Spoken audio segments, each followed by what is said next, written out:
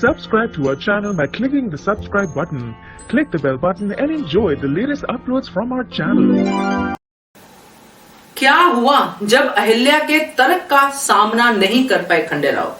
नमस्कार दोस्तों, स्वागत है आपका आपके अपने चैनल हंग्री स्पिरिट्स में। हंग्री स्पिरिट्स देख रहे सारे दर्शकों का मैं अंजू शर्मा दिल से स्वागत करती हूँ। अहिल्या और खंडेराव का रिश्ता ऐसा है कि उनकी अपनी वजह से नहीं, उसमें जो खुंदस या दूरी पैदा होती दूसरों की वजह से होती है, चाहे वो मालवा की प्रजा हो या फिर गुन्नू जी हो या फिर कोई और हो। तो ये बात हमने देखी इस सीन में, जिस सीन में अहिल्या और खंडेराव की बात होती है और अहिल्या बताती है कि आप नाराज होके चले गए, मगर खंडेराव कहते हैं कि मैं नाराज नहीं था, मुझे छावनी में काम था। वहीं पे इनकी बात होती है और जब अहिल्या के साथ वार की बात होती है, लड़ाई की जंग की बात होती है, तो अहिल्या के तर्क के आगे खंडेराव कुछ कह नहीं पाते हैं, मगर कहते हैं तो कुछ और ही जिसका कोई मतलब नहीं होता है। चलिए बात करते हैं, मगर पहले वही गुजारिश, जिन्होंने अभी तक चैनल को सब्सक्राइब नहीं किया है कृपया कर लीजिए। साथ में दोस्तों बेल आइकॉन दबाइएगा ताकि आपको हमारे वीडियोस के नोटिफिकेशन मिलते रहे।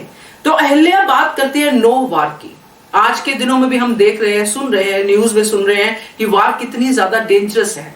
जो अहिल्या ने कहा उस बात पे गौर करने की जरूरत है दोस्तों, कि जब लड़ाई होती है तो जो नॉर्मल, जो आम पब्लिक सफर करती है वो तो कोई राजा या कोई महाराजा नहीं करता है। राजा महाराजा को तो गद्दी मिलती है, जैसे कि खंडेराव ने कहा कि उनकी तो इज्जत बढ़ती है, मगर आम जनता का क्या?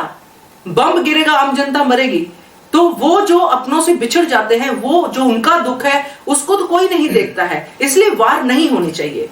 मैं तो 101% इस पे बिलीव करती हूं, इसलिए मैं हमेशा कहती हूं कि जितना कम हो सके लड़ाई झगड़े हो, फैमिली में भी और देशों में तो हो ही नहीं। तो ये जो चीज अहिल्या कहती है हमें तो समझ में आती है, मगर खंडेराव की जो माइंडसेट है, जो आजकल गुन्नू जी से बहुत ज्यादा मिलता जुलता लग रहा है, उसमें यह है कि शान ही इसी में है कि लड़ाई हो, जंग हो और हम जीते, है ना। वो चीज को वो पकड़ के चल रहे हैं, अपनी सोच को बदलने की या नई सोच को सुनने की कोशिश नहीं कर रहे हैं, ह्यूमैनिटी को सुनने की कोशिश नहीं कर रहे हैं।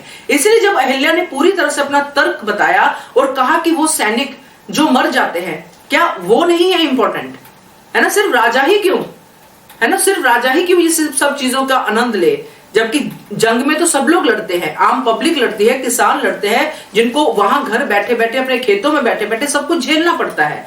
तो ये जो चीज अहिल्या ने कही ये बहुत ब्यूटीफुल है और आज की सिचुएशन पे भी है दोस्तों।